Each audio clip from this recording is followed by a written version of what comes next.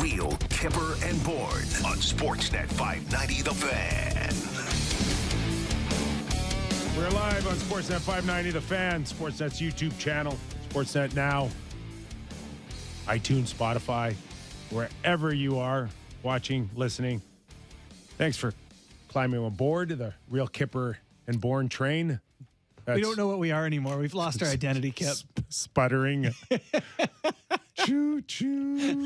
the Real Kyper and Bourne, I don't know, golf cart. Maybe that's it. Still nothing on the Leaf front when it comes to Kyle Dubas. All quiet. Are we closer to a Dubas extension?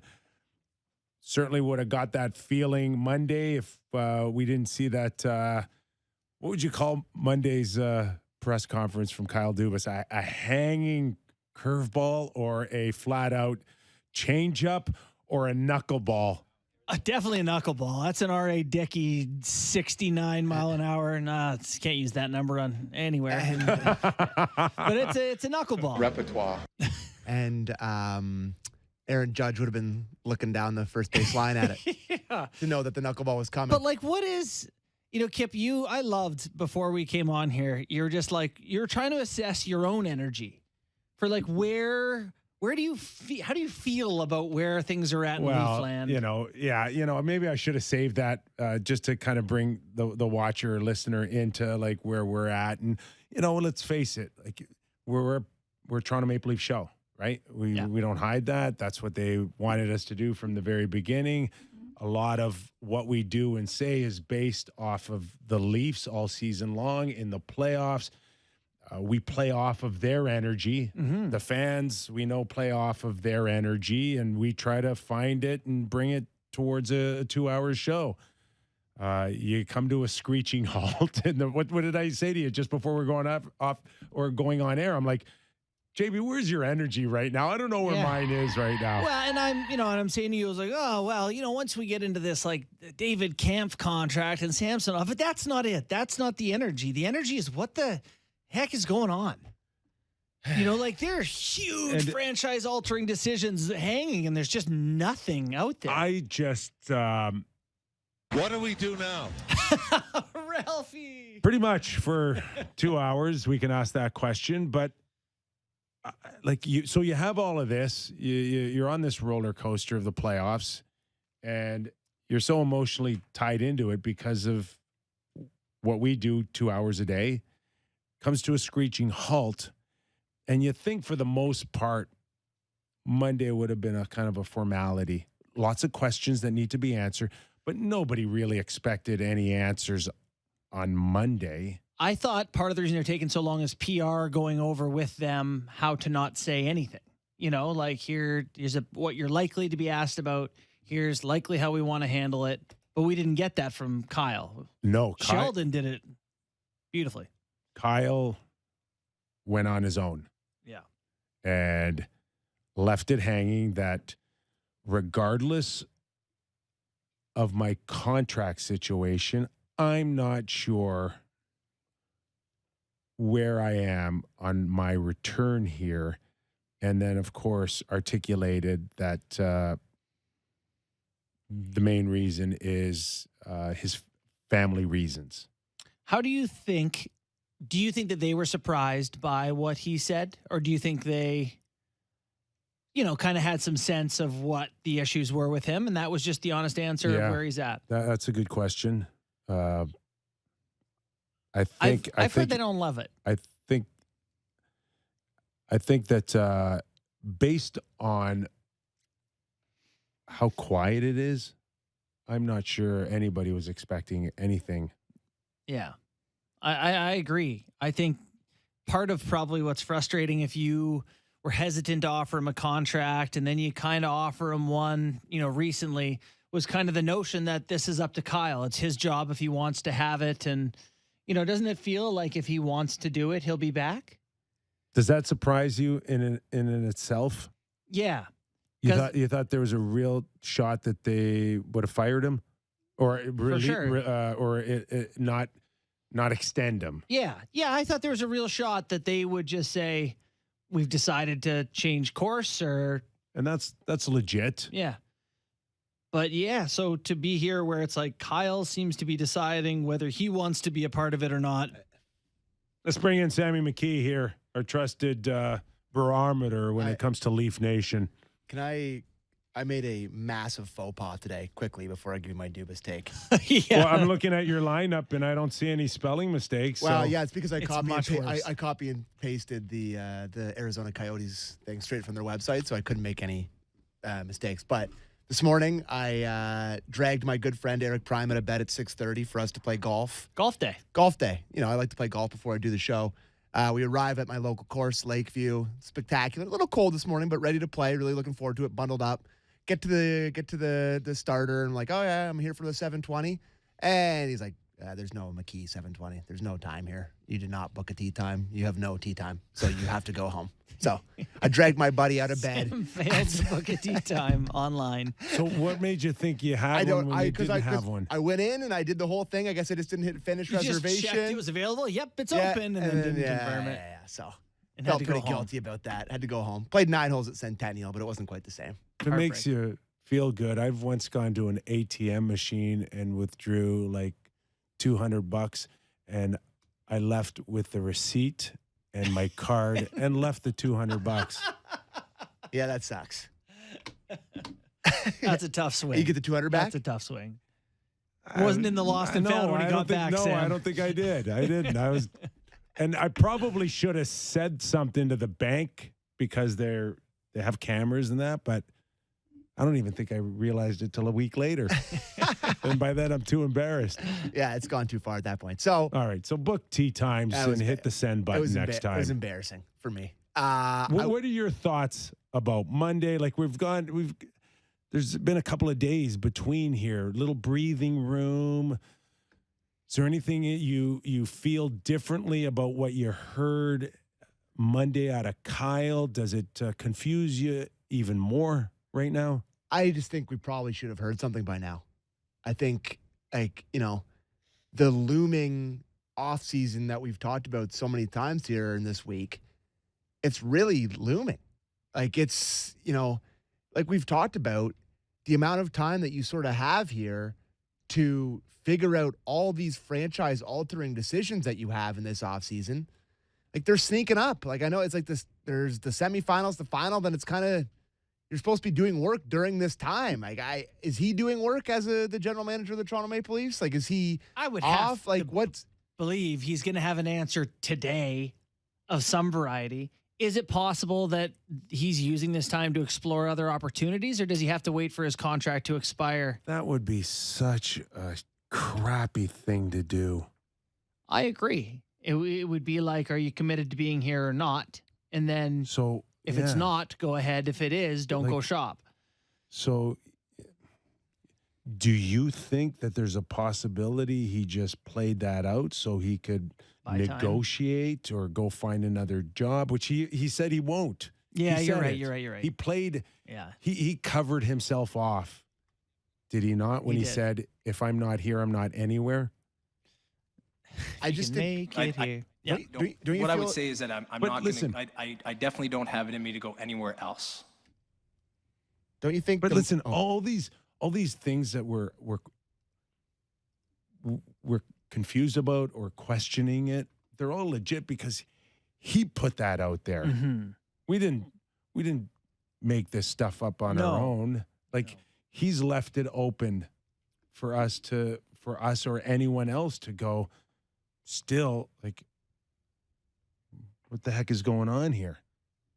don't you think the more time that goes past here, the more likely it feels like this may not Yes. go on? Yes, I do. I think that's I would say today I expect to hear something because it's been 48 hours since that. They've had plenty of time to chat. And if you don't hear something by today, tomorrow, the next day, you start to go, okay, well, it's just not going to work out then. And don't you I feel like maybe there's something to what Kyper was saying about him negotiating with that press conference and the way he was talking about it in the media. But like the way it came across to me, if I'm one of the board members or if I'm Brendan Shanahan, the questions I'm asking myself are like, is this guy still good to do this? Is he still like, You okay, pal? You all right? Like, is your heart still behind this? Like, I know you're a passionate guy, and I know you wear your heart in your sleeve, and like, you care. We get that. But at the end of the day, you're still the general manager of the Toronto Maple Leafs, and I think I think that press conference could be perceived as a little bit unprofessional in some ways. Don't you think? Listen, I think it's all open. Yeah. It's all open, Sammy, for sure. And again, we live in an era in a society now where we understand mental health and awareness. And I don't necessarily think that was a guy up there that was putting on an act on that. Well, I do believe that he was sincere in feeling a lot of those things. But in saying that, there has to be a level of respect for the organization as well, or the fan base, to say, okay, essentially what you asked for Monday was a timeout. T. Right? This is getting away from me. T. Yeah. Okay, that's fine. But is it Zach Morris, freeze? To your point, is it a one-day timeout? Is it how long do the Leafs wait? Well, the days or the fans wait. It's May 17th. All of this happens July 1st. Quick math, it's probably about 43 or 44 days. Each one counts. There's a lot of UFAs. There's major trades to be made. There's people to call. I mean, he's under contract now. I'm sure he could be doing that stuff, but feel like there's bigger fish to fry there. Haggling over terms, lawyers involved in a very tough contract here, maybe. You've negotiated a couple deals. These people, I'll get back to you. We'll get back to you. Get back to you. The one thing that I've written about as well, lawyers, is that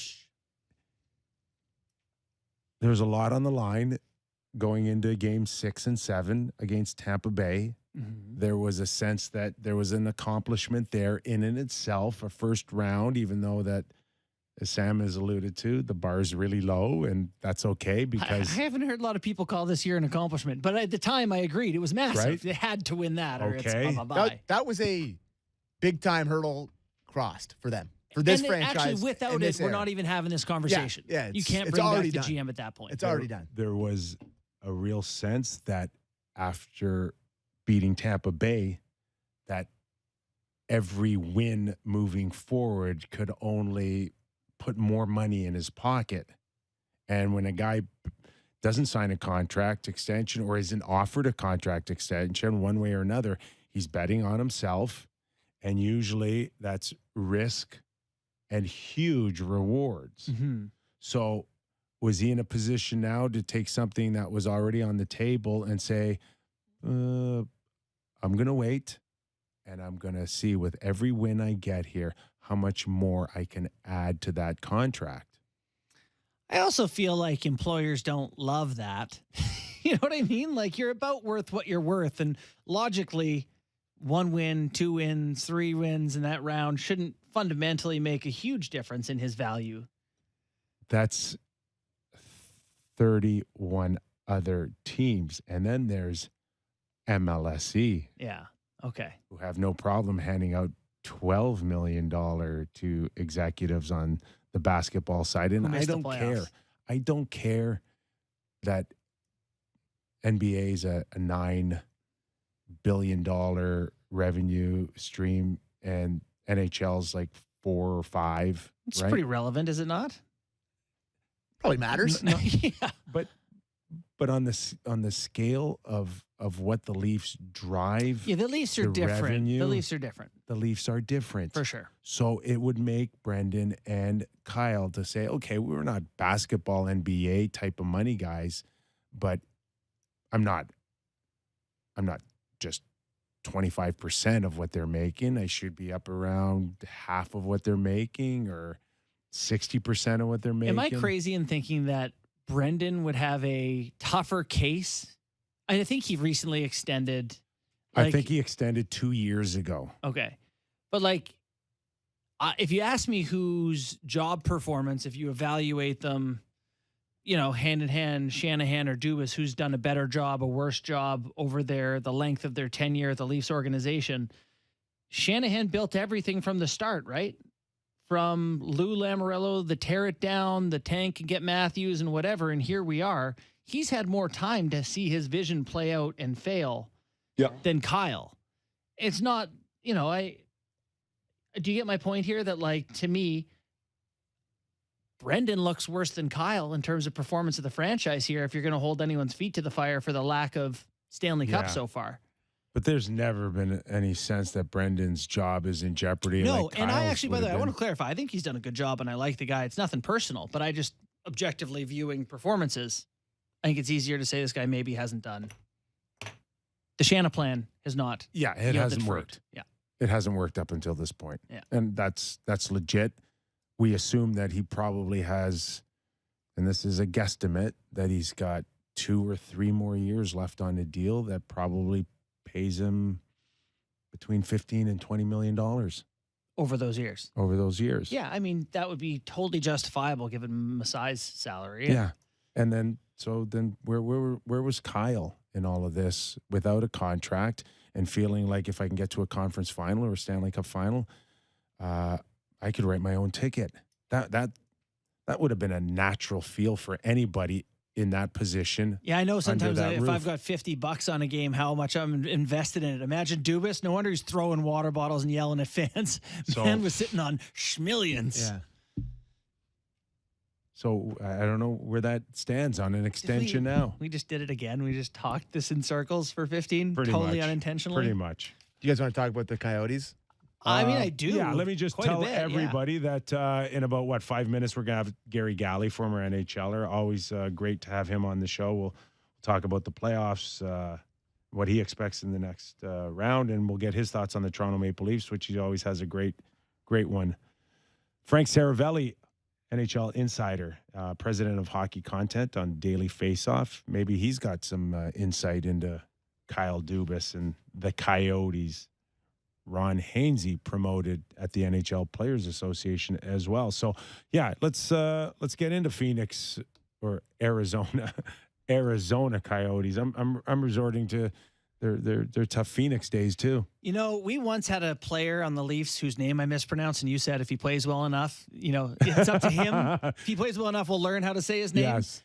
The Coyotes have not earned the respect of knowing what they're called. You can call them Phoenix, call them Arizona, call them the Southwestern Coyotes. It doesn't matter at this point. I mean, the fans who've stuck with it are troopers, are maybe somewhat masochistic. I don't know, but so that just franchise. A quick update. Tempe, the voters did not approve a new building in a nutshell. No, they turned down a $2.1 billion entertainment facility that's currently a landfill. They would rather have the landfill than the Coyotes. They'd rather a dump. They'd rather a literal dumpster fire than the Coyotes. I don't get that. I think they just don't care about hockey at all. It was going to be busier traffic getting to the airport and a little bit noisy because sometimes planes were going to fly overhead, and they're like, can't do it. I can't be waiting in traffic. This was absolutely crushing. And by the way, they didn't they eked out a no vote. Like, they got pumped. Yeah, it was people were like, down. We do not want you. So was there a statement, Gary Bettman put out a statement for the National Hockey League, Arizona Coyotes president and CEO Xavier Gutierrez. Did I say that correctly? Gutierrez. Also had issued a statement talking about his disappointment. And I think today Bill Daly came out and reassured everybody that Arizona will be back at their college facility at Mullet Arena. Is that? Yeah, that's what Daly said. And Elliott confirmed that they're going to play in Mullet Arena next year, which is unbelievable to have a franchise play in a 5,000-seat rink while likely not playing in that state the next year. Well, Salt Lake City doesn't have a rink yet. They're building one for the next Olympics, apparently. Houston. I don't get the sense that Houston's that hot on a hockey team. Hot on a hockey Kansas team. City doesn't have like an owner. Quebec City's in Canada, so Bettman's like, psh, never. I don't There's know. only one place they can go now, and that's where the basketball team, the Suns, play at. Phoenix. So Phoenix. yeah, is it Matt Ishbia? What's the owner's name of Ishbia. the Suns? Ishbia. The one that was fighting with Nikola Jokic. Yeah, You gotta go there. go play with in the Suns building. Just be the second tenant. Because it was Donald Sterling before who didn't want the Coyotes, but it's possible this guy might. I mean, if the Sens are worth $1 billion, what's a team in a major city like Phoenix worth? I don't know. Wow, listen, there's no doubt that Xavier, CEO guy, he's watching what's going on in Ottawa. Just put him up for sale, and then They've had like 19 owners, haven't they? Put them up for sale and someone move them then? yes, Yeah. yes, Let someone else handle that? that's right. Yeah, And the tell most likely thing seems like Salt Lake City from what I've read today. That guy only spent like maybe a $150 million at the most. There's What do you mean? On what? on the Coyotes? That's what Gutierrez spent. Yes. Yeah. And then picked up probably a couple $100 million in debt, based on what the Ottawa Senators appear to be sold for.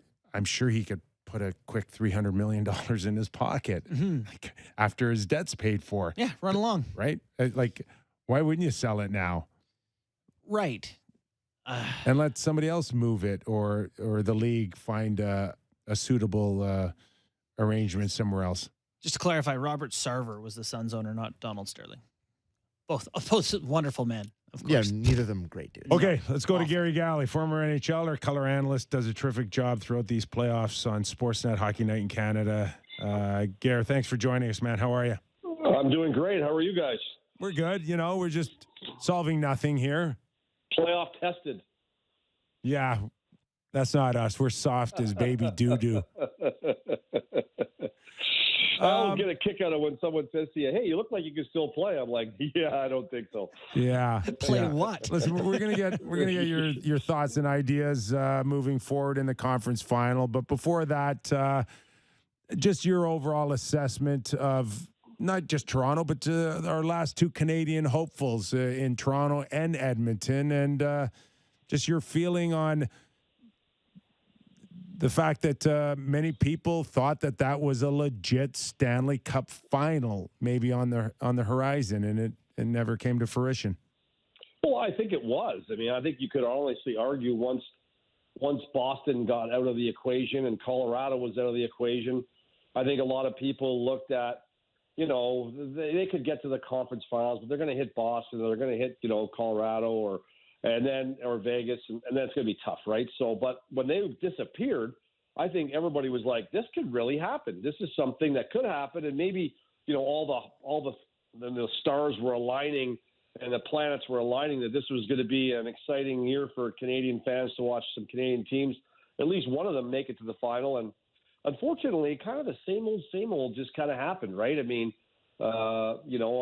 Edmonton obviously feels like they took a bit of a step back, but I believe, Vegas is a very, very, very good hockey team, and, could be, the team that might be the team to beat in all of this. So certainly no shame in losing. And, Draisaitl gets cold at the wrong time. Their goaltending is still an issue. Defense gives up a little too much, even though Ekholm, covers a lot of ground. They're still giving up a little too much in certain areas in the playoffs. I think Ekholm said it right when he said, you got to be ready to win 1-0 and 2-1 games. You can't be trying to score 4 or 5 goals and win in the playoffs. It's really hard to do that and win a Stanley Cup. And then for Toronto, they slay the dragon. They get rid of they dust off all the naysayers and they get to the second round, and then it just doesn't seem like they play with enough desperation to beat a team that is trending and that has been battling for a long time for survival, and now is starting to catch wind in their sails. And, I don't think it was a lack of respect of opponent, because I can't think anyone would think to have lack of respect of anybody in the Stanley Cup playoffs. I do believe that they didn't play with the desperation that you saw in Game 4, and they needed to play all the games like they played in Game 4 and parts of Game 5. to have a chance to win that series, and they just weren't up to it. So what now for this Toronto Maple Leafs team? You know, it's curious. They got a GM in limbo, which, you know, partially of their own doing for not signing him earlier, I guess. But at this point, you know, what next for them? Do you think they need to make over, like, you know, some sort of drastic overhaul, or is being this close a silly time to blow it all up? Oh, I think that the great part about being a fan and someone who watches a team is blow it all up. Yeah, you know, you're emotional. You know, you just want to see change. You feel like this is the same old. But if you're in the management part of things, you know, it's different. You can't really listen to all the noise. And even though it's hard not to hear it, you have to make rational decisions based upon what you think is best for the team moving forward. Knee-jerk reactions never help anybody. You know, oftentimes they get you in more trouble than not. So I think you have to have a plan in place. And for the people above Kyle Dubas and those people that are going to make those decisions, look at Kyle Dubas is not going to be on the shelf for very long, if for a couple days. I think there are teams that are waiting to see what's going to happen with Toronto. I think Sheldon Keefe and Kyle Dubas will find jobs very quickly. And so I don't think that's the issue. It's more or less, you know, he doesn't have a contract. How bad does he want to stay? And does he really want to stay and continue to try to do this? And try to finish something he started, or does he just feel like, you know, this isn't going to work out? And he looks at some of the deals that are done and some of the things that he was a part of, and knows that, the clock is ticking on some things that aren't in their favor. And so, you know, maybe he moves on. Who knows, right? But time will tell, and people will shift positions. But I can't believe you can stay status quo. I just cannot believe that would be something. Both teams were talking about goaltending was an issue for most of the year, you know, and every time they thought they were getting somebody that was grabbing a hold of it, it just didn't happen. And so Matt Murray, that was a disaster. So it's just, you got to get that part of your team solidified. And if you don't, I think you could have a lot of other things done and still fall to what happens. We're talking to Gary Galley, Sportsnet, Hockey Night in Canada analyst, former National Hockey League defenseman.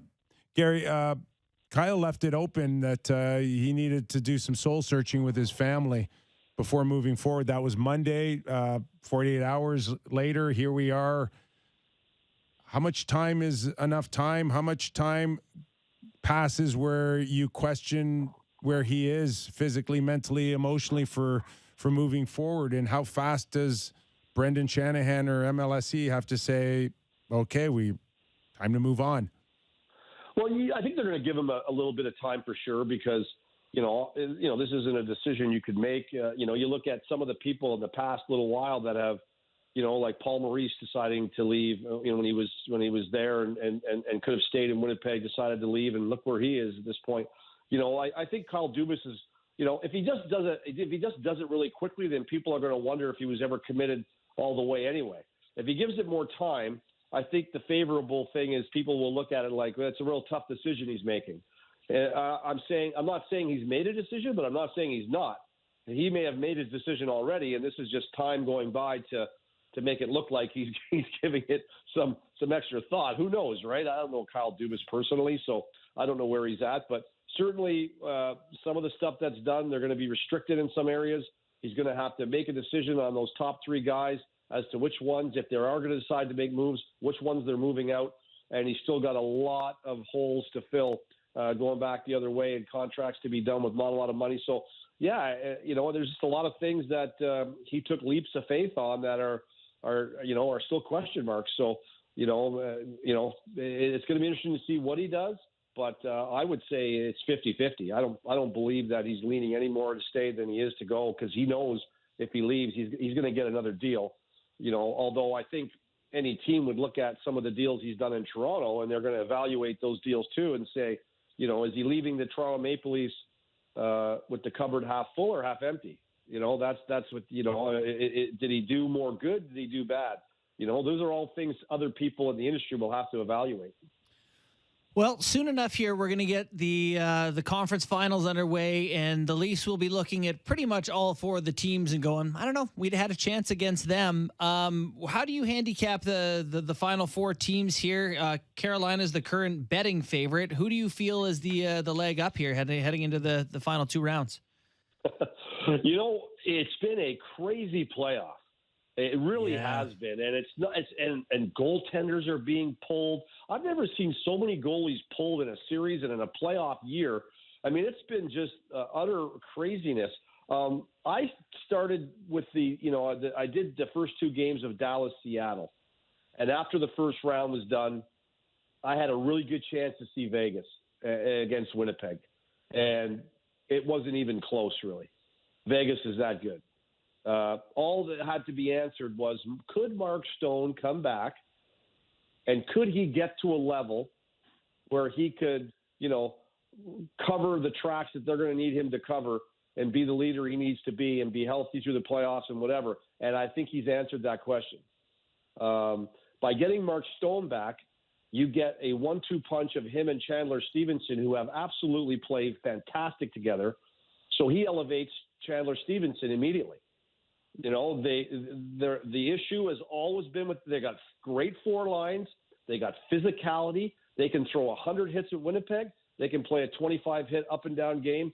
They've got four solid lines. Their defense box out and shelter and insulate their goaltender as good as any decor that's left in this thing, maybe the best. The only question mark was, could Laurent Brossoit be the guy? And the answer was, he was trying to be the guy. Mm-hmm. The injury takes him out of it. I still wasn't sold that he was the guy, but now Aiden Hill's in there, seems to be doing a really good job. Could he be the guy? That, to me, is the only question, but they insulate him so well that I don't think it's going to be an issue. I think they can do this without having him being spectacular. Then you go to Dallas. You arguably could say, because Bobrovsky has been such a question mark, that Ottinger might have been the best goalie of what's left. Yeah. In the final 8, and now he's in the final 4, but Bobrovsky's kind of come out of nowhere. So that's been an interesting story. But you've got Ottinger, you got a stud defenseman in Heiskanen, you've got 4 depth lines that DeBoer runs. It's a well-coached team. They could, I think that this is going to be a real good Dallas-Vegas series. If I was to just pick one out of the top, I'd say probably Vegas will take this. And on the other side, I think Florida is going to be a very difficult out for Carolina to make. I do think that they may get one guy back from injury, but the other guys are not coming back. And I've always felt like those are empty holes offensively, scoring goals, doing things that you'll need in order to maybe get through. But they continue to prove me wrong. Brent Burns looks like a revitalized kid out there. He's just flying around. I've always been a huge fan of Slavin. I think he's not under the radar, but I consider him to be underrated. He is a stud defenseman that just is efficient in every way. And love watching him. So they've got some good pieces, but up front in the forward, they've got some holes there. They play a good systematic game. They believe in their system. They've got a good captain there. He plays on the defensive side of the game most often. He's able to shut people down. I mean, they've got some hard-nosed guys there, so they've got a very good team. I believe that it could fall 4 ways. Any one of these 4 teams, it wouldn't shock me. Although I would pick, if I'm going, I would say obviously I would pick Vegas as one. I think Vegas is the favorite in my mind. And after that, if Dallas was to knock out Vegas, I probably would go with Dallas, and then Carolina, and then Florida. Gary, what do you make of Jack Eichel? Arguably, not even arguably, I think it's unanimous, the most gifted, natural, talented player left out of the Final Four. Yet it took him 7 years to play in his first playoff game. And where is he now for you in his contributions to Vegas? You're leaving out Joe Pavelski? He's crazy. Anyway, yeah, I get what you're saying. Yeah, Jack is certainly the number 2 pick after McDavid. He has had to absorb, how many punches I mean, when you're the number 2 guy and, you know, and you have to live in that spot and you keep trying to be up to the level of Connor McDavid, but you're never going to get there, but you just don't want to take all the blows. He's taken a number of blows, the injury thing. There's been so many things that have happened around him. It's kind of nice to see him in a position where he trusts his coach. He trusts his teammates, and he's playing for his teammates, not for himself any longer. And I think that is a huge factor. Bruce Cassidy talked about cutting his minutes down and making his minutes more 200-footish. So in other words, you know, hey, I'm going to knock 90 seconds off your play time, but I want it to shore up in these areas and make them that much better. And he's bought into that. And then eventually, once he bought into that and things got going, some of that ice time came back. And, I think that this is a team where he may be the star-studded guy, but this is a team that's got a lot of big fish on it that have purpose and that really mean a lot to the success of that team. You know, you can't negate William Karlsson, what he means to the Knights. It means a ton. Chandler Stevenson, I've already talked about. Mark Stone, the emotion and leadership, hard on his sleeve. You know, and then you got guys like Colasar and Carrier and Howden, these big guys that play hard and go and push the pace of the game and make life miserable for your opponent, you know. And then this big defense core that you look at them, they're all towers out there, and they're all mobile, and they all are in the structured deal. So, yeah, I mean, Jack Eichel says, hey, I fit in with this team. I'm one of the guys. I have to do my job, do my role, and in doing such, because this team is so deep, you can't just, you know, saddle up on one line. You got to watch more than one, and I think he's the benefit of that. Like Rod Brind'Amour was the benefit of playing in Philly with Eric Lindros. I mean, you know, you can only put so many eggs in a basket, and then there's other guys can make hay. And I think if, you know, Eichel's one of those guys, if he can take a lot of that, they have other guys who can do damage, and that's him doing his job. You know, forcing the other team to feel like they have to put players on him and defense him, and it opens it up for other people to do damage, and they can. Gary, this is a subjective conversation of sorts, but, you know, of the guys left standing, who do you think would be really cool to see win their first cup? Joe Pavelski's still not on it. Ben and Sagan are there. Brent Burns, Marchessault in Vegas has been kicking around. Mark Stahl. Is there anyone that comes to mind for you? Any of those guys that would be, you mean more, you think, to those guys than anyone else? Well, the one guy I wanted to see win it that unfortunately was Rick Bowness, who's been around forever. Yeah. He's one guy that over the years, I just want to see him snap a cup over his head. I think I would be a blubbering fool watching that.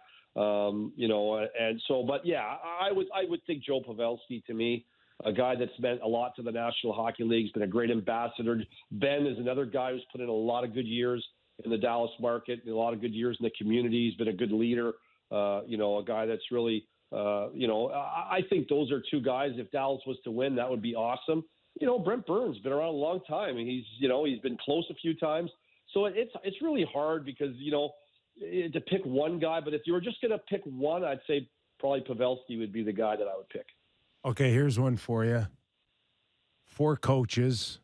One of them's going to be lifting the Stanley Cup over his head for the first time as a head coach. Right. And there's some great storylines here.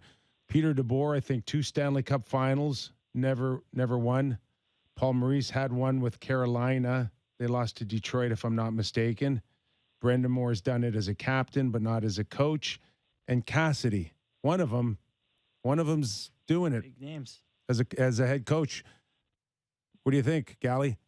I got Bruce Cassidy. Bruce Cassidy for you? You know why? Because he had so many good years in Boston. That team was the record and what he did there. And then they let him go.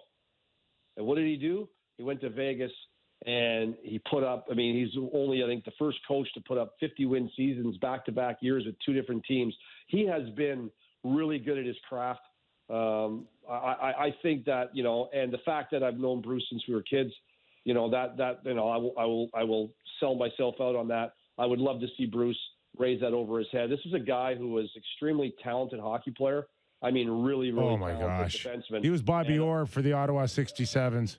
Insane. And then he had that, you know, I think that freak ball hockey accident where he hurt his knee, and then the knee started giving him issues. And I think really, unfortunately, dismantled, which would have been a fabulous career. And then he found his love for the game and coaching and getting involved and whatever. It is a really good story. And, I love the way he deals with the media, similar to Rod Brindamore and Paul Maurice. And now, I mean, they deal with the media so well. You just talk to them. They don't just give you the rhetorically crap that coaches want to give you when they don't want to tell you nothing. They honestly own up to stuff, and they say things, and they do critique what their opponent's doing and tell you what they're doing. It gives you insight on the game and how they think. And they know that everybody knows this stuff. It's not rocket science. We're not cloak and daggering here. So I really like that. I mean, Rod's won a cup. To lift one over his head and be the coach to win one on a team, doing it, that would be kind of interesting, special too. DeBoer, who's won 7 Game 7s, holy Jesus, did he have to do much more to get himself a cup? He's been around a long time with a lot of teams. It would be hard to deny anyone, but I would go with Bruce Cassidy just because of my closeness to Bruce and what he's done, and feel deserving, having to start over from a really good team in Boston and then go to Vegas and just pick up where he left off, and it's just done a remarkable job there. Awesome storylines. Gals, thanks for doing this, man. Hey, my pleasure, and glad you guys had a couple of nights off. You probably were whining and dining your significant other, trying to catch up as I've been doing the same. And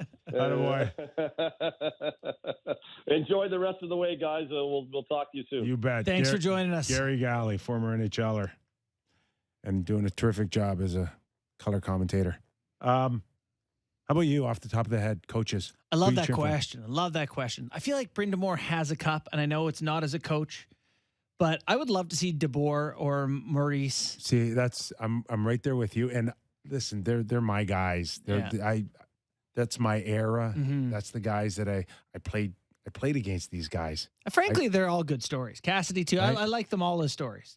But fired, changed teams. I have no doubt in my mind it's going to be a Paul Maurice DeBoer final. Do you? Yeah. Oh, that's going to be unbelievable. That's actually the best storyline more than the players. And I'm torn because I know these guys well, and they're good guys. They're great coaches. Look at Paul Maurice's career. What is he, 3rd or 4th in all-time wins? All-time games or coaching. I'm not sure about wins. He's probably up there with wins. Yeah. Or coached. And now he has a legitimate shot again. Yeah. It's, Carolina feels so different than, for a number of reasons. But, you look at those other coaches, been fired, switched teams, trying, getting close, whatever. And Brindamore's just been the dude. How about DeBoer right now staring Vegas? Yeah. You kicked me to the curb. Love it. It's Coach Carousel. You guys want some picks? Sure. Always. All right. It's time for playoff picks presented by Bet365. Visit the app for the latest odds. And since there hasn't been any hockey played in 6 weeks, it's a little bit harder to figure out these odds. But you can bet on the exact outcome of the finals. So you can bet who makes it, who wins. I'm just looking at it here. Gary was alluding to it. This is so wide open with these 4 teams. I think Vegas, the more he was talking about it to me, just the names he's rhyming off there. I think their goaltending is the one thing that would scare you, but he just, the way he was talking about them, they felt like a favorite to me. But you can bet that the Florida Panthers were going to beat the Dallas Stars in the final. If that was to happen, who would be shocked by that?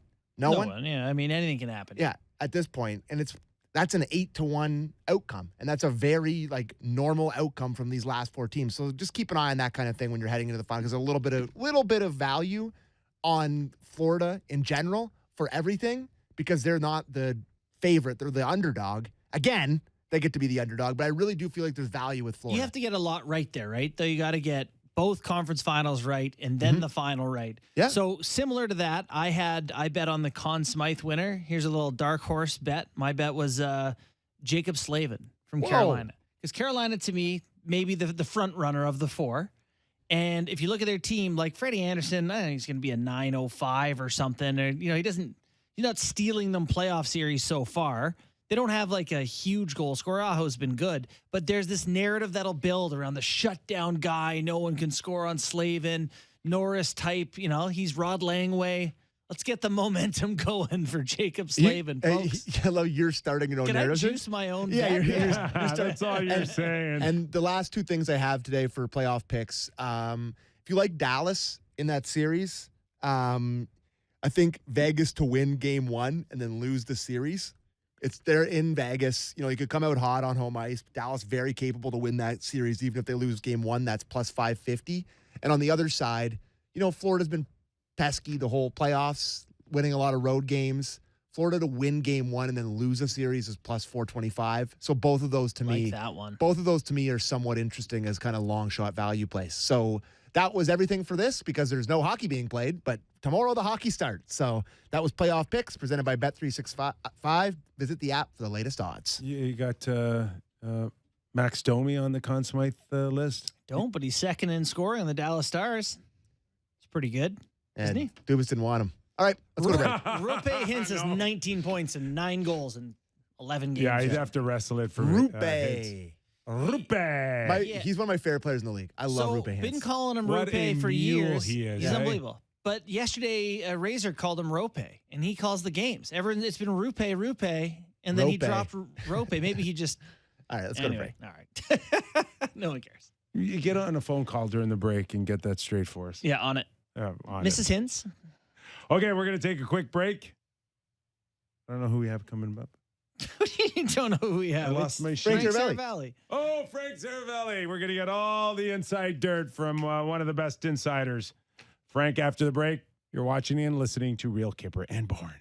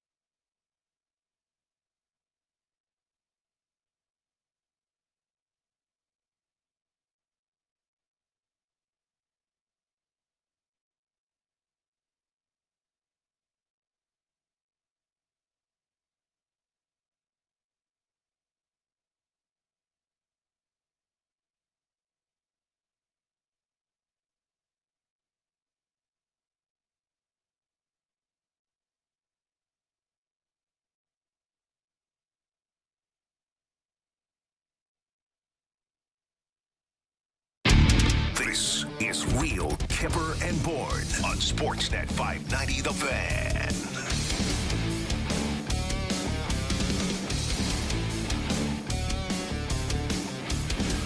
All right.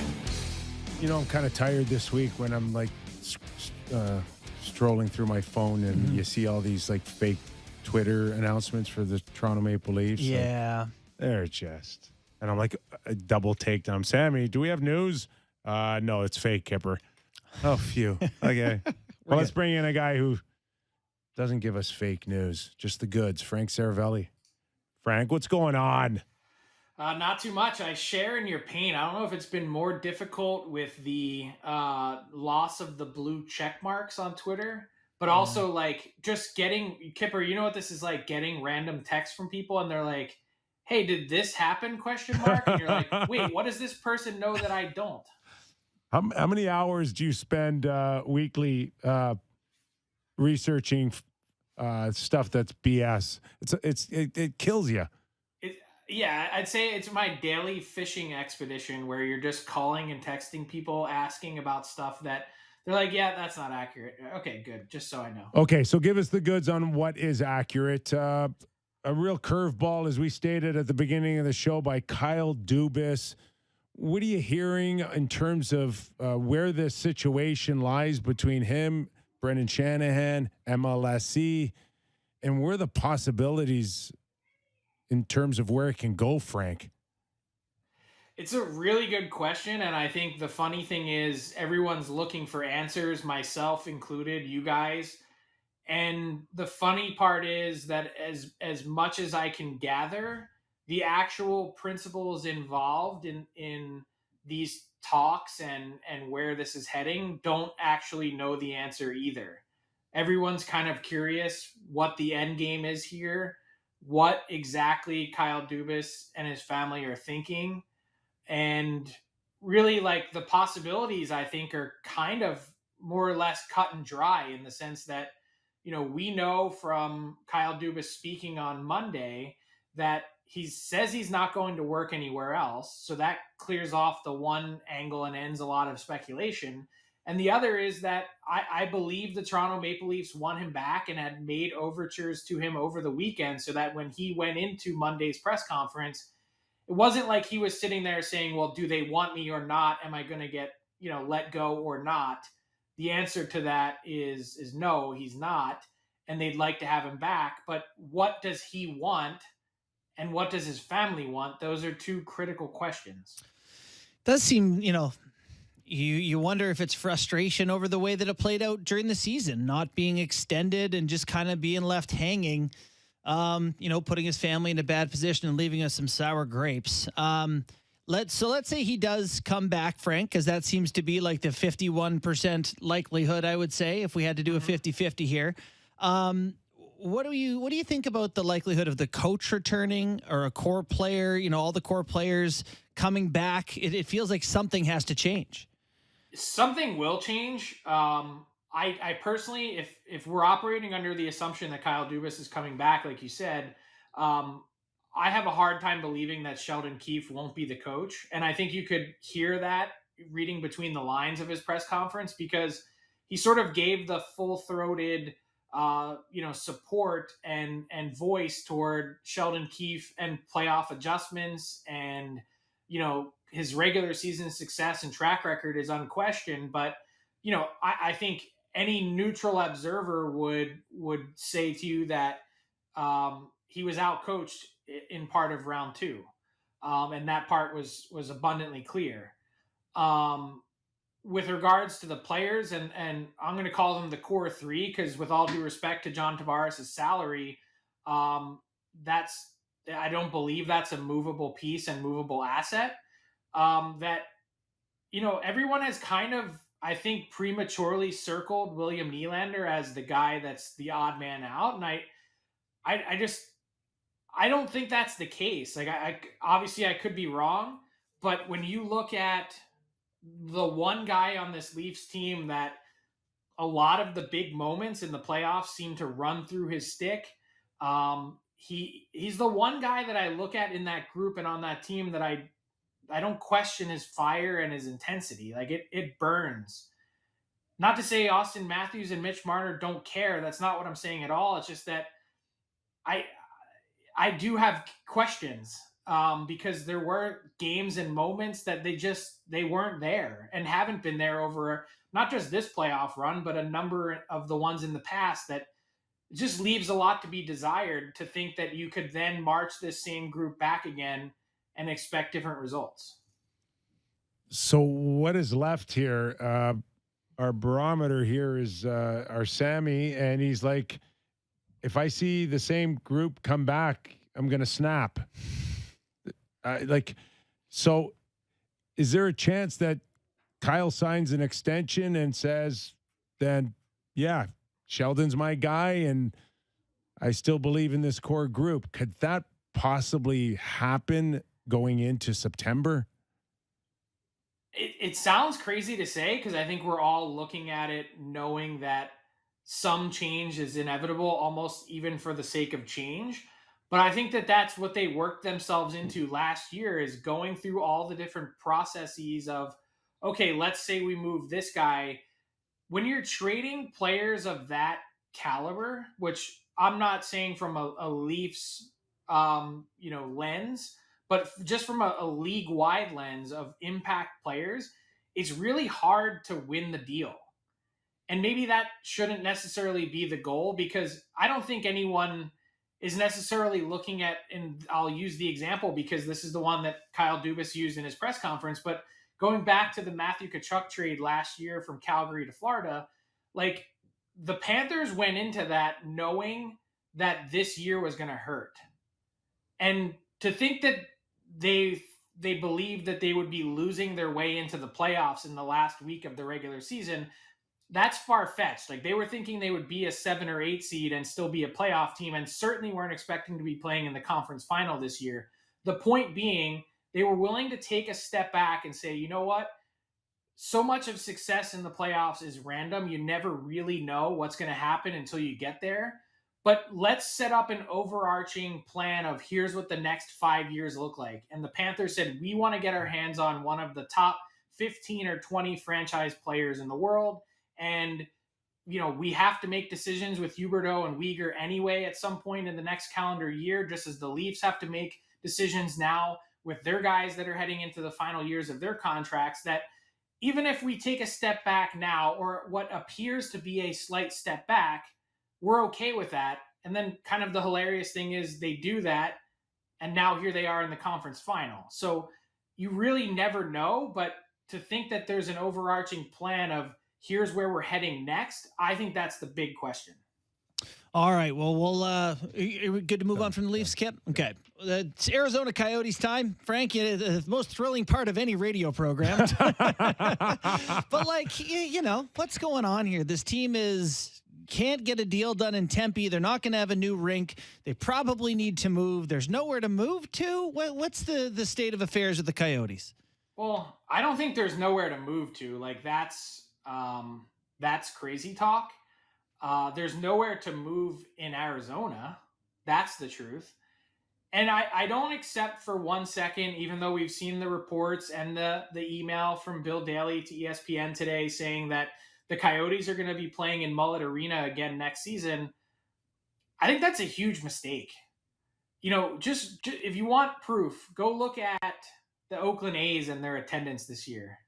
When a marketplace, let alone one as fair weather as Arizona is in general as a sports market, to then march that team back in a small building, a collegiate arena that is nice for that standard, but doesn't come close to the NHL. And the Coyotes have been a revenue suck on the rest of the league for a while. To think that you're going to then bring back this team in a lame duck season when everyone knows that they need to move, like this vote has been on the books since last November. I don't think that the NHL hasn't been working on contingencies, because Gary Bettman and his team are incredibly smart. But to think that they're now in this position where they're essentially caught with their pants down from a no vote, it doesn't look good on anyone. And the fact that they're not ready to roll with a plan B is a little bit surprising. to think that you can't park this team, even if it's for 1 year on a temporary basis in Houston in a 16, 17, 18,000 seat arena, or Kansas City or somewhere else, and not generate more revenue than the minuscule amount that they're doing in Arizona this year. Like, I don't know why you wouldn't consider doing something like that, shaking it up a bit and moving on, because the people have told you now twice that they don't care in Arizona. Can't Quite they? literally in a vote last night, and then getting unceremoniously kicked out of their arena in Glendale, where the arena said, we can make more money not having you in our building for 45 nights a year. Can't they just go and become a tenant at the Phoenix Suns arena with that basketball group? So my understanding is they just went through a renovation at that arena, Yeah. and it's not quite hockey ready, or it's not hockey ready. And we've already done that. Like, Kyper, were you around when the Coyotes played there? Like, it didn't fit then. It was a square peg in a round hole, a Brooklyn type arena setup at America West Arena was what it was called then. Yeah. With the end zone hanging over one end of the ice. Yeah. So then who's the front runner? Because, like I see Salt Lake City also has a rink where you'd have to collapse the bleachers in one end. Like, it doesn't feel like there's an obvious go-to, Frank. Well, I think there's two. One is Houston, where I think the hang-up there, both of the hang-ups are not on the building front, but on the ownership front. Tillman Fertitta is the guy that owns the Houston Rockets. He apparently was not ready and or willing to pony up to pay what the NHL was looking for at that juncture or moment in time. But the Toyota Center where the Rockets play is fully NHL ready, like no issues whatsoever. And two is in Kansas City, where that arena there, it's called T-Mobile Arena or T-Mobile Center. That's been around for a while. It's owned by the Kings owners and Anschutz Entertainment Group. And it's ready to go. The only thing is when they went through the last expansion process and would have considered Kansas City, not one person or group stepped up to be part of the bidding process because there was just no one ready to do so. So that might be another thing that gets in the way.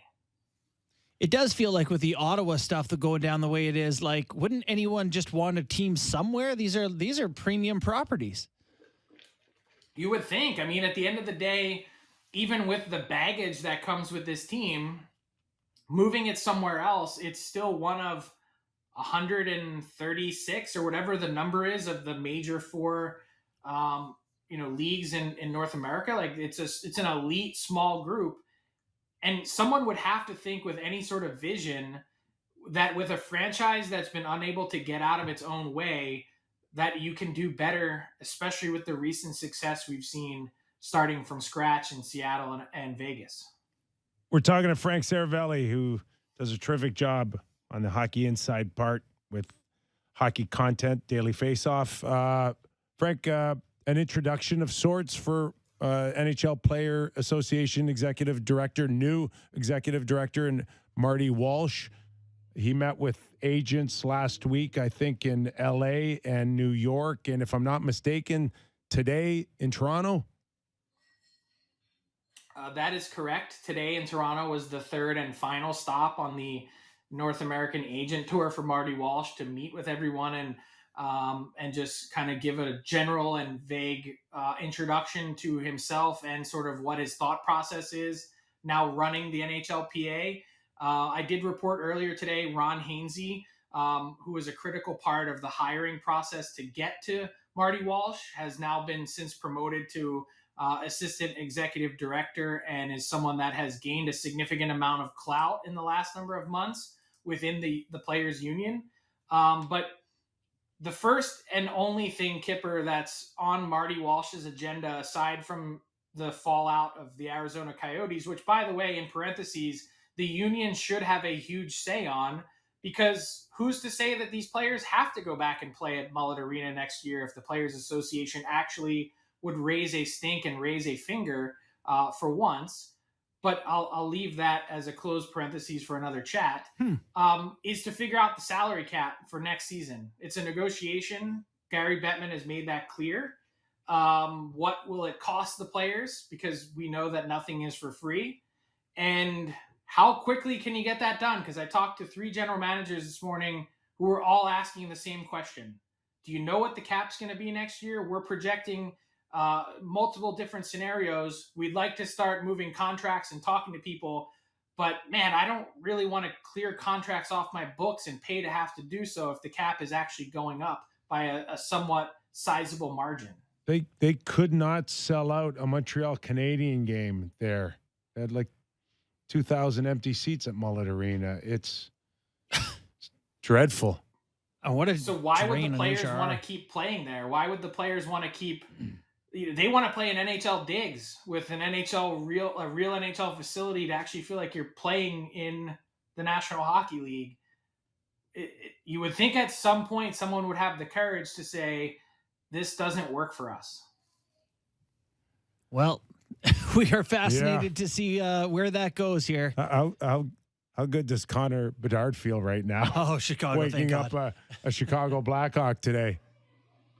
Well, more to the point, how bad or sad is the player that gets picked by the 2 players that get picked by the Arizona Coyotes in the first 15 picks about, hey, whenever I go to sign my NHL contract, whenever that is, where's the team going to be located and who's going to be running it?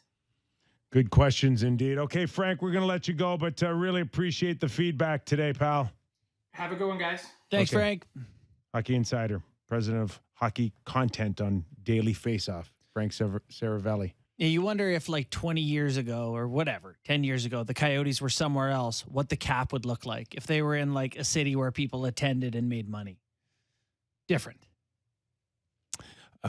With Frank, that there's just no way that Gary Bettman, commissioner of the NHL, would just look at that vote and go, yeah, we're going to get it. And I have no plan B. That guy's got something up his sleeve for sure. You know, there's actually there's a funny tweet from the Salt Lake City guy. I think his name's Ryan Smith. He owns the Utah Jazz. Yeah. Where someone like tweeted him in late April and was like, you watching the NHL playoffs? You got to bring this to Salt Lake City. And he responded in motion to the person. I don't know if it's a dilemma or a good dilemma or a bad one, but if the Ottawa Senators sell for as much as everybody talks about, and then that has that ripple effect on Arizona, and Arizona's CEO goes, I've had enough. I want to cash it all in. Where are the buyers in the U.S. to say, okay, is that now that franchise is worth $700 million now, $800 million, $900 million? About the Coyotes? Sure. Well, if you assume it could be in another city, it would be, right? Like, I guess. But is there an appetite for people spending almost $1 billion on an NHL team right now in the U.S.? I mean, I don't know. Judging by you asking the question, I guess there's some skepticism there. You know, like, to me, it's like this is huge. Quebec bucks. City has a building. If I want to own an NHL team, I'm not, no offense to Ottawa, but like it's Ottawa. You know, like, is Kansas City any different? Yeah, it is. It is. This is Canada. This is TSN money regionally for them is huge. It's probably, and this is a misunderstanding on my part. Maybe it is. There is a fundamental difference. Then there is a fundamental difference. With interest. An NHL team in Canada, is big. Now, I'm not saying that I understand whether or not it's big enough to maybe go to Quebec City, but there's a real strong sense that there is nothing wrong with an NHL team in Ottawa and where that team's going with the young players and the potential for some deep playoff runs. That can be very successul. Mm-hmm. And I wonder if you can sell Arizona similarly in that you're going to have a zillion picks and top draft picks, you know, or top prospects. You look like this Coyotes team will be loaded shortly after you move. You know, in 3-4 years from now, there's going to be a lot of nice hockey players on that team. That has to have value to me if I'm looking to buy a team. Not sure how many rich people know about prospects on the Coyotes, but. All right, we're going to take a quick break. Then we got David Amber, host of Rogers Monday Night Hockey on Sportsnet. We'll get his thoughts on the Toronto Maple Leafs. He covers them regionally for Sportsnet. Did a terrific job. So he's emotionally invested in what's moving forward for the Toronto Maple Leafs. We'll get his thoughts, plus the rest of the conference final gearing up. David Amber after the break. Nick Kypreos, Justin Bourne, Sammy McKee, back after these words.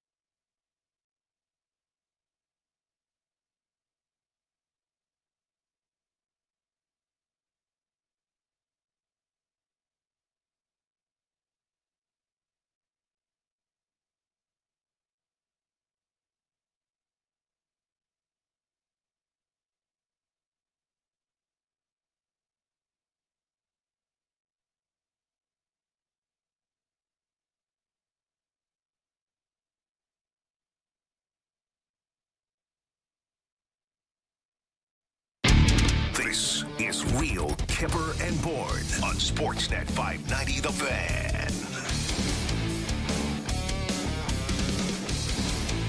Always love talking to our next guest, David Amber. Remember just working many nights with David and just the raw emotion he had for Canadian teams to succeed. Truly. So he can feel better about holding his own job. I don't know if that's that why. I don't know. I will say the passion leaves no Canadian team exempt. He loves them all. He's there. Have you ever watched a game with me, Kyper? I don't think I have. I don't think I have either. I've Sam. only just shared your thoughts in our group chat. It's a lot of, you see me standing? It's a lot of that. Just me standing there and yelling. The whole game? He had a bad back in playoffs that is now better because hasn't been standing up for 3 hours a night. Yeah. There's not a chance that you could just sit on a couch and watch a game. Well, for the first 10 minutes, but as soon as a goal goes in or there's any intensity, I'm standing, baby. You're the oldest young guy on earth. Yeah. We have DA. All right, DA. Host of Rogers Monday Night Hockey on Sportsnet. How are you? Listen, last weekend was tough for you watching the last two Canadian teams. I just want to, I don't even need wellness check. We don't even need you to say anything right now. I'm just calling to see if you're okay. I can see the smile on your face from here. No, it's not a smile. There is nobody out there that bleeds more for Canadian teams to do well than you, my friend. Yeah, I'll be honest. I went through the 7 stages of grieving, and it's not easy. It's not easy. Like, the shock was the first one, and then you get into a bit of denial, and then it's like that negotiation. Just let them win a game, claw their way back into the series. And then, of course, after the Leafs won Game 4, you go back 3 stages because I was kind of at acceptance. When it was 3-0, I was ready to, I was like, okay, well, it's done. And then they get to 3-1, and I sort of said, okay, well, now I'm back to denial, I guess. Did this but one, it was tough. Did this one hurt more because I can never recall in 20 plus years the feeling like not only could we see one Canadian team, it's legit. We could see a Toronto Edmonton final. So many picked it. Mm-hmm. Yeah, you know what, and they were the odds-on favorite. If you believe in Vegas and the guys making the odds. I mean, it looked aligned like there was a possibility. Nothing's a sure thing. I mean, it's the salary cap era, right? I mean, I heard you guys on with Gary Galley last hour, and if any of these 4 teams win the Stanley Cup at this point, is anyone going to be surprised? And when we entered the playoffs, I said to myself, yeah, there's a legit 10 teams that could win the Cup, and we'll see what happens. So you have to remember that's sort of the situation. When I say it was upsetting, it's not that it's upsetting to me personally as a fan. It's just like, I think it would be a very cool storyline. It's been 30 years. I think it'd be really fun for our viewership, obviously. From a professional standpoint, nothing could be better than Edmonton-Toronto final. You'd have, 10+ million people watching, more than that even. And it'd be pretty cool to have the whole McDavid, Matthews, and that whole narrative play out. On a lot of levels, it could have been really special, but I'm not shocked.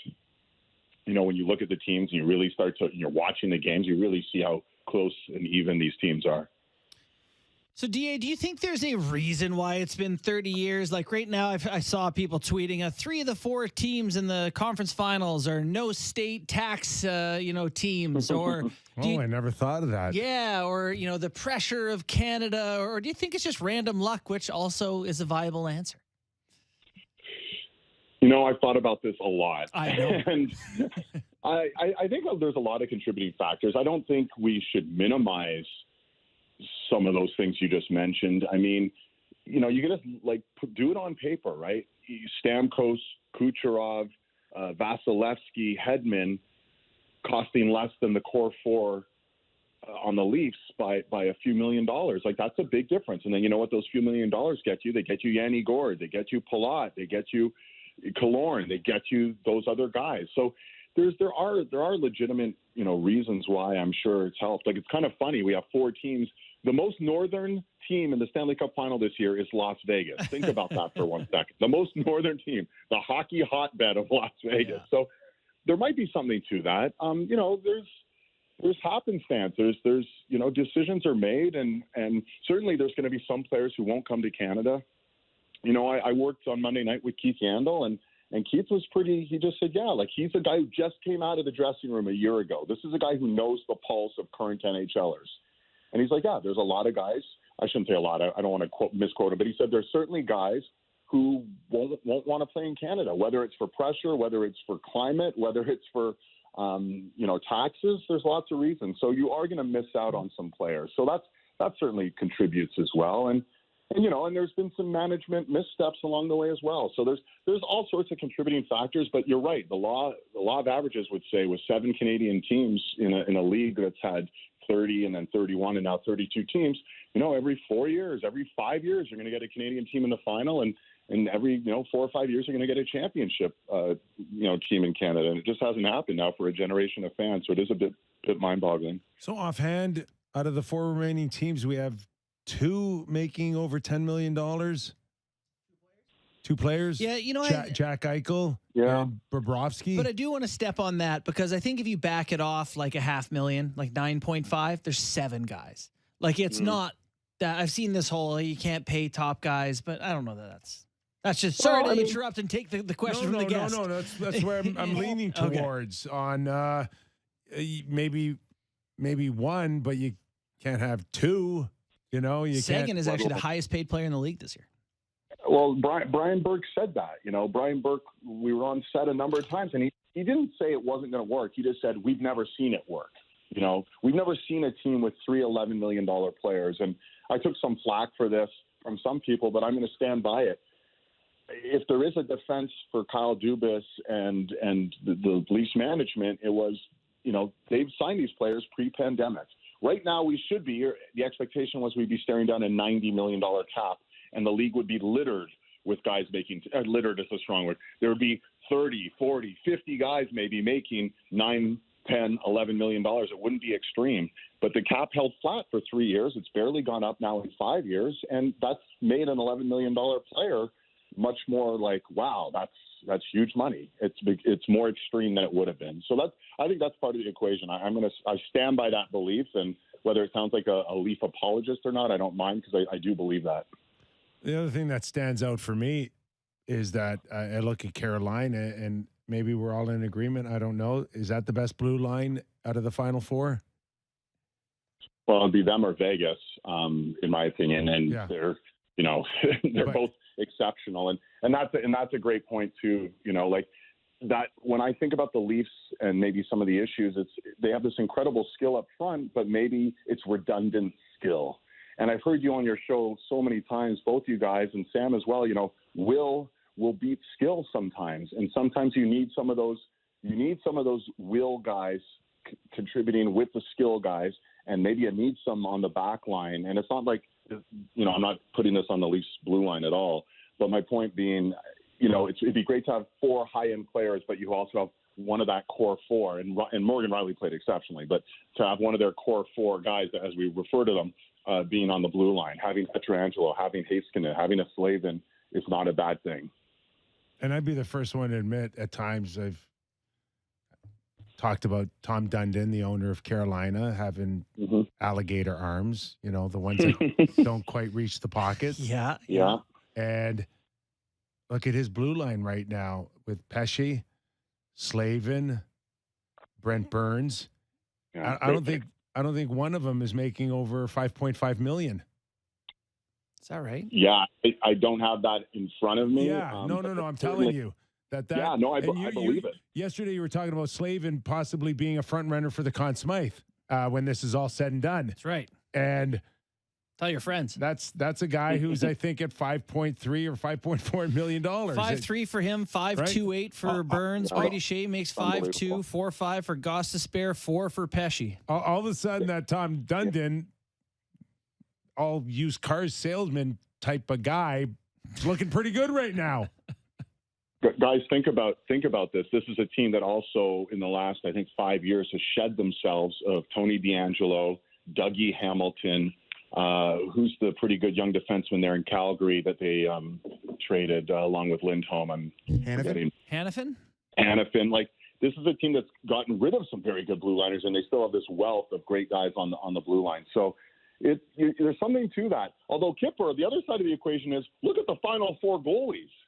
Like, to me, if you were to say, well, here are going to be your final 4 goalies, Aiden Hill and Ottinger I really like, obviously, but Bobrovsky, who has been for many years here, it's pretty shocking. And Freddie Anderson, and we don't have to go into the whole Freddie's history in the playoffs. It's pretty shocking that these are the final 4 goaltending standing this year. That's one of the big storylines to me. The other one we talked about is the coaches, and how cool it's going to be for one of these guys to be a first-time Stanley Cup champion. All of them with great, really unique histories as a head coach, right? Brandon Moore's got one. I mean, that's got to be. Is there a guy there you most want to see win it, DA? We got Galley on that. I think it's a fascinating question. Yeah, I mean, listen, there's compelling storylines for all of them. 3 of these guys have been to the Stanley Cup final as head coaches and lost. And to me, I think the most compelling story is Paul Maurice, simply because it was 21 years ago, as a very young Paul Maurice, he led Carolina to the final to be, overmatched by a Detroit team with 8 or 9 Hall of Famers. Think about where Paul Maurice was 12 months ago, 15 months ago. Coaches don't just walk away in the middle of the season. They don't. It never happens. And he's like, I've lost my love for the game. I need to step back. I'm walking away. And sure, we've learned a little bit more about sort of maybe the dysfunctionality of the Winnipeg dressing room, and maybe that contributed to it.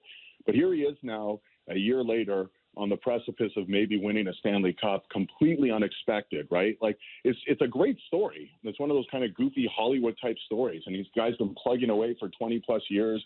And if you look at his overall playoff track record, gentlemen, it's not that great. It really isn't. He had that nice run in 2002, but aside from that, it's been met with many disappointments. And the fact that he's now here, maybe right there ready to break through, is an incredible story to me. And maybe of all the 4, is the greatest story. Yeah, and also just the pressure of picking up a team that won the President's Trophy. And I know there was a space in between with Burnett. Andrew Burnett. Yeah. But essentially he was replacing a Hall of Famer in Joel Quenneville. It's we all know Paul on a personal level. When I say personal level, we've seen him in action. We've talked with him.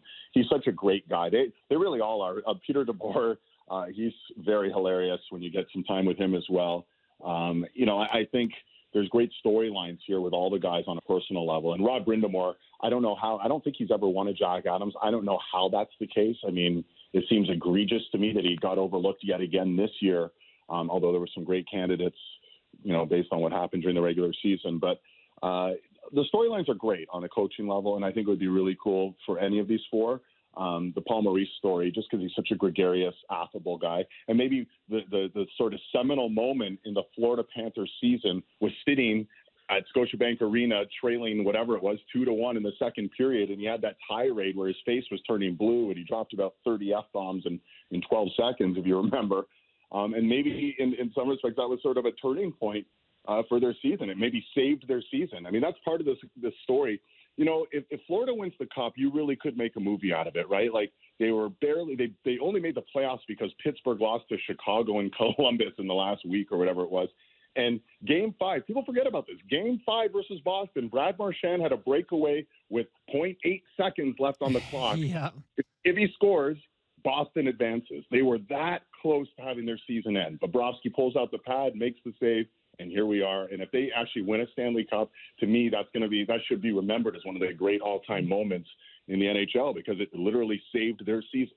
Yeah. All right. Well, speaking of saving seasons, we've talked a bit about the Arizona Coyotes today. Sounds like they'll be back in Arizona for a year. I'm very confused by the whole thing. Do you have any thoughts on just this mess that is the Coyotes? Well, I don't. I'm going to be honest. I really don't understand the NHL's love of trying to make this work.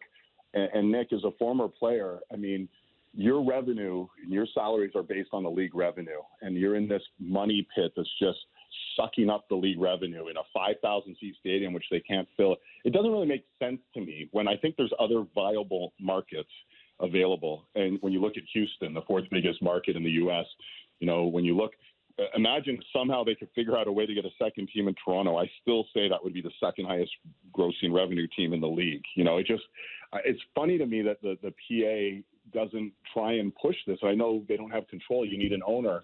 But, man, it just would make so much more sense to have a place where the fans have an insatiable appetite for the game and have deep pockets to afford to pay what's a pretty big ticket now for 41 home dates. And obviously just Arizona, it's not there. It just seemingly is not there. So I'm not sure why there's this lust to try and force something that just seemingly isn't going to work. Well, it's interesting you say that. We just had Frank Seravalli on, and we were talking about Marty Walsh, the new executive director of the NHLPA, and whether or not this might be one of the first things he can kind of come in and take a stance on. The biggest issue in the last few years is Donald Fehr lost his way in terms of looking like a real leader for the players, and there's just almost a level of complacency or acceptance. And you're right, DA. The players should have a voice in this. This is their money. This is their 50% of revenue that's not being maximized or looked at because of a stubbornness to hang in there. So maybe this is one of Marty Walsh's early stances coming up. It's going to be really interesting. And again, I didn't actually hear Frank's interview, and I didn't even know that the league had announced today it's another year in Arizona. You're breaking some news for me, JB. I've been off the grid for the last 12 hours. But lifting weights? Pardon me? Say again? You've been lifting weights the whole time? Curls for the girls, DA. I'm just crying myself into nap time with the final 4 matchups we have coming. I didn't know that was the case. I wasn't sure. And I'm sure the league, Gary Bettman is such a bright guy. He obviously had contingency plans in place for whether the vote went yes or the vote went no. But I think if nothing else, this seems to me at least like the sort of final nail in the coffin. It didn't work in Glendale. It obviously seems like it's not going to work in Tempe. You're running out of locations there. I guess there's a notion that the owner of the Phoenix Suns could somehow jump in and be this, knight in shining armor to sort of say, let's figure something out. But that's still like a long-term difficult plan to make an arena that works for both the Phoenix Suns and for the Coyotes. I don't know. There just seems to be so many other viable options. And there seems to be, at least from what I read and hear, there seems to be these other markets that are so interested. Now you've heard Salt Lake City, and now you've heard always Atlanta. And I know it's failed in Atlanta not once but twice, but maybe with a different ownership group, and maybe with, in the salary cap era, maybe there's just a better ability for them to be successful, better management in place or whatever the case may be. So win a bit would help. Say that again? Win a bit would help, right? Yeah. Get people into it. Does help. But look what we've looked at the last 2 expansion franchises. Maybe that's the best bet, right? Like some owners might prefer, even though you got to pay such a massive premium as opposed to relocation. Maybe an owner would say, I'd rather pay the $800 million or $900 million, whatever they'd be staring down at this point. But at least based on what we're seeing from Vegas and from Seattle, you can field a competitive team almost instantaneously if you go about it right. So, I don't know. I don't have the answers, but it just seems to me like how many times have we been through this with Arizona, with bankruptcy, et cetera, et cetera, et cetera, and it just doesn't seem to be there. So what do you got going the rest of the week? You work in the East or Western Conference Finals. You go and tank top shopping. What's up? More of the latter than the former. Ron's going to be in studio for both the East and the West. I'll be, watching at home with my popcorn and making notes and getting ready for the final. And it'll be. Listen, I think for pure hockey fans, there's some amazing storylines there. I know we've lost a little bit of our force, if you will, without a Canadian market in play. But I think for fans who are, love the game, there's going to be some amazing hockey to be seen and compelling theater because, quite frankly, I heard you earlier. Did you pick Florida versus Dallas? Is that what I heard from you, Nick? I did, yeah. I did. Yeah, versus Paul Maurice. Wow, which would be very cool. And I think it might be the other way around. It's so hard to predict these things, but that's what makes it fun. And I've said for a long time that live sports is the best reality TV there is. So we're excited for the next couple of weeks to see how it shakes down. And it'll be a different final, that's for sure, because 3 of these teams have never won a Stanley Cup before. So I think that kind of will add an element and a wrinkle to it, which makes it really exciting for us. Do you want to go back to Vegas for a Stanley Cup final? Hey, listen, if I go back, you got to come along because JB, I don't know if I ever told you, the hottest I've ever seen anyone at a craps table, and someone who knows nothing about craps is Nick, who it must be one of the luckiest guys alive. Almost an hour. Yeah, it was unbelievable. You can't roll craps for almost an hour and not make a lot of money. I should have made a lot more. You're betting conservative or stupid? It's just I went on a run for all ages, and I should have ended up making $100,000. And that did not happen. And I did not make $100,000. Noted. But it was fun. It was fun. It was a lot of fun. Oh my God! All right, yeah. DA, thanks for doing this, pal. All right, guys. Enjoy the final or the conference finals, and we'll talk soon. Thanks, right. DA. David Amber, host of Rogers Monday Night Hockey on Sportsnet. Vegas was fun. Yeah. So, yeah, I mean, those are like the good old days. Rooftop hits. Rooftop hits in yeah, Vegas? in Vegas. Just under the beating sun in June? 108 degrees. Can we hurry this up? Yeah, I'd have been melting. The audio guy, it didn't sound right. Could we take that again? You absolutely Can you cannot. give me a countdown, please, for the 25th time? That does sound like a fun thing to do, though, I'm sure. And this is pretty cool for, to DA's point, if you're a new owner, you want to own an NHL franchise, be like, can I just buy one of the ones that goes to the Cup final or the conference final? Even Seattle, year 2, gets a couple of rounds. Looks pretty good. Better than buying Arizona in 3,000th place with no players on your team. Spoils you rotten. Yeah, if I'm an owner, I'd take a little spoiling. I just spent $1 billion. Like Vegas's runs, say what you will. How many rounds have they played in 4 years? They made some hard decisions, tough decisions on coaches. Like everybody, I'm ready for Vegas to win the Cup. I didn't want it to happen early, but Vegas I'm ready a hard now. time for the way Gerard Gallant left. They gave him a hard time for the way Peter DeBoer left. Yeah, they've had some pain, some disappointment. You can't win a cup without some of that. Pacioretty left, pissed off. Yeah, but it's like they don't care just because they're going to the conference final. Yeah, great. Ugly jerseys. Ruthless decision making, ruthless. Doing what they're doing. I'm fine. I'm ready for them. So DA mentioned 3 teams hadn't won a cup. Dallas has and Carolina has. So Florida and Vegas have not won cups. Yes. It's going to be fun. I'm excited for these. And then you're reminded that even Bruce Cassidy went to a Stanley Cup final, of course, with Boston. Yeah. But you're like, lost to St. Louis. Game 7 at home. Still seems hunted. Like the new guy on the block for me as a head coach. Does he? Yeah. Yeah. I mean, he's coached some awfully good teams to a lot of success. I think he's a really good coach, so I am fascinated to see. I do think that the most interesting story from a personnel standpoint is Dallas. Ryan Suter in Minnesota for all those years bought out, goes down there, and now he plays, 20 minutes a night or whatever he's playing for them. Pavelski all those years in San Jose goes to Dallas.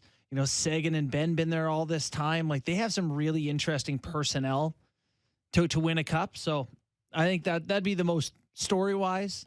I think that's the interesting cup win. Even the Paul Maurice, Rod Brindamore matchup I find interesting because Paul obviously coached Carolina.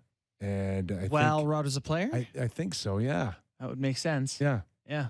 So there was that first year, if I'm not mistaken, was Paul the coach, and match up the years. Sammy, can you look at when Paul Maurice was in Carolina? Yes. And did Rod step behind the bench as an assistant coach? With Paul? With Paul? I don't know. Or am I You're talking about the year 2000, like, Hurricanes. so this is after the Cup, right? I Oh don't. wait, he would have been long gone. He would have been Yeah. No. Because No. he went to a final, 2004, Paul Maurice? They went to Sounds the right. finals. I was in university in the 202? U.S. when they were on the Outdoor Life Network, so this is my black zone. They lost in the finals in 01-02. No, sorry.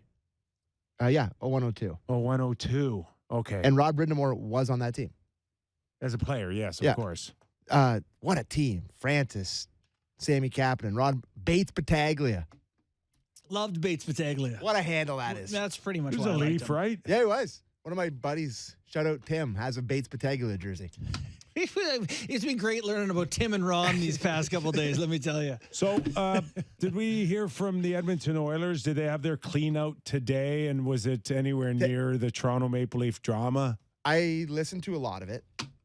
I got to say, as a longtime veteran audio editor in this business, I'm not sure I've ever listened to someone who speaks less concisely. Concisely, is that a word? Yes. Than Kenny Holland. His answers today were just unhinged. He does every once in a while have the ability to bounce from place to place. So he got asked a question about, the window kind of closing here for the Oilers. They got how many more years of McDavid? 3 more years of McDavid, 2 more years of Draisaitl. He was asking all these questions. He talked for 4 minutes and 12 seconds straight. On one question. On one question.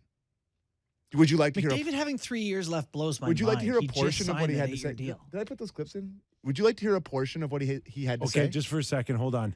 Okay. I look at it and I go, oh my God, he's got 3 more years. That thing won't end for him. Well, for him, I thought as soon as I heard the Matthews deal, I looked at McDavid's deal and I was like, your agent shouldn't have let you go 8. You need some flexibility as a superstar in any sport. At that point, all you see is the big number. Yeah. And that's all you think about. And you're right. It was way too much. Look at like a big issue right now for the Toronto Maple Leafs is that Kyle and Brendan let Matthews take 5. And I don't know if they thought that they had no other choice, but Edmonton jammed 8 down the best player in the world's throat. Yeah. It's incredible. It almost feels like the NBA player empowerment era came like slightly post McDavid's deal when everyone was signing like 1 and 1 with an option. Can you imagine the panic right now in Edmonton if Connor had Matthews' contract? Yeah, it'd be this. Well, My not the God! same, Okay, it's but- happening. Everybody stay calm. What's the procedure, everyone? What's the procedure? They couldn't. They wouldn't be able to afford to But the go into problem 17 there or would 18 be people million. like us being like, McDavid leaving. Like here, we're like, Matthews probably isn't. La la la la la. Like I just think we would drum it up for McDavid a bit more. I don't know, but yeah, it'd be mayhem for sure. There'd be mayhem But they have here 2 too. years If to Austin played like Connor, Yeah, there'd be mayhem here. right now. Yeah. Yeah, There's some people that think let him go. go ahead. Yeah, Let him go. Let no let one's saying Matthews that go. about McDavid. Yeah. No one's saying that. But yeah, McDavid will have 2 seasons before it's like the season, right? Extend or trade.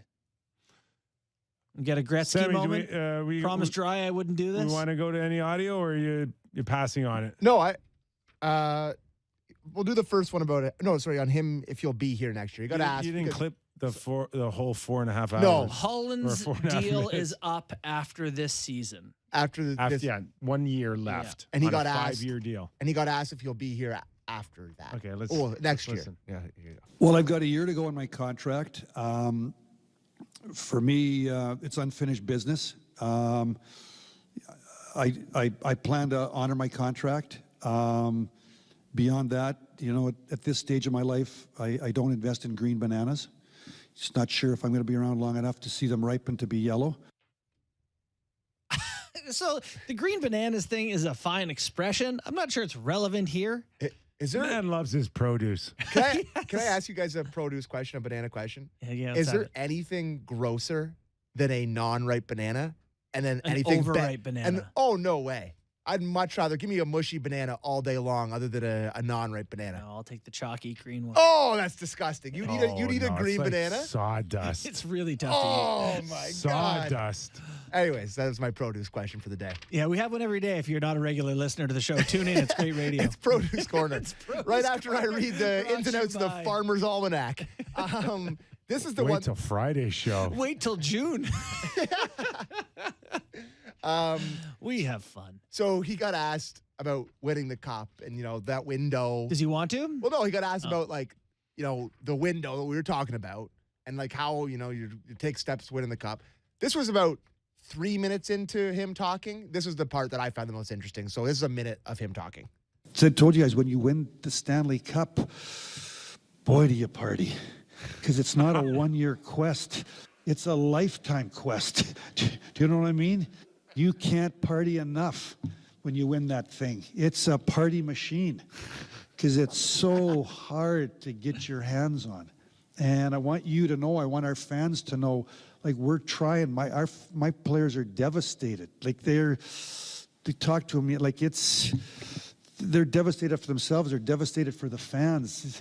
I know the fans are devastated, but I want everyone to know, we're not the only one. There's 31 teams that are at different stages that are disappointments. So we're going to get up off the mat here, and we're going to get back at it in September, and we're going to try to put ourselves back in the same position that we were this year in the playoffs, feeling good and believing. And we're going to try again. It was a lot of that, Tony. I picture him, with some party favors after an EDM concert after winning. Just Party machine. David Guetta having a great time. Kenny Holland party machine. Is there is there a party machine? He's it. Depends who you ask. He's it. I want to know what it looks like, a party machine. But that's, it's a fair point, right? It is not a one-year thing. It's a lifetime quest, and the frustration is real. He sounds like he's not quitting on the team, but I don't think this guy has any thoughts of doing this. He gonna collect that paycheck next year. It's not about collecting the paycheck. He wants to do the honorable thing. If they don't want to replace him now and pay him out and they want him to go to work every day, he's gladly going to go to work every day. He has a chance to win a cup. Still has another chance with a very good team. Yes. But he's the only thing he didn't say in that is, I'm done after next year. Yeah. Okay. It's over. Yeah. I'm going to go relax. Yeah, that's it. Go enjoy, go fishing. Go play with your party machine. I text someone about Lou Lamoriello. Is there karaoke involved here? Is he going to break out in a song? I text someone about Lou Lamoriello. Any idea what's going on down there? And they're like, I don't. Doesn't he want to go fishing? Doesn't he's 80 years old? Yeah, God, aren't you got a hobby? I know. He liked baseball once upon a time. He was a serious baseball guy. Yeah. Go keep score at all the parks. I don't know. Take your son Chris and join the tour. Big Brother program. Yeah, find something. Not that I think he can't do it. Just don't you have a second interest? No, anyway. I think there's something to be said that no. If you're still doing it at 80, no. Is part of the reason I'm in this job and they're in those jobs, I suppose, is a burning desire. Yeah. To start the party machine. I got that thing primed a few times. I have a book about that.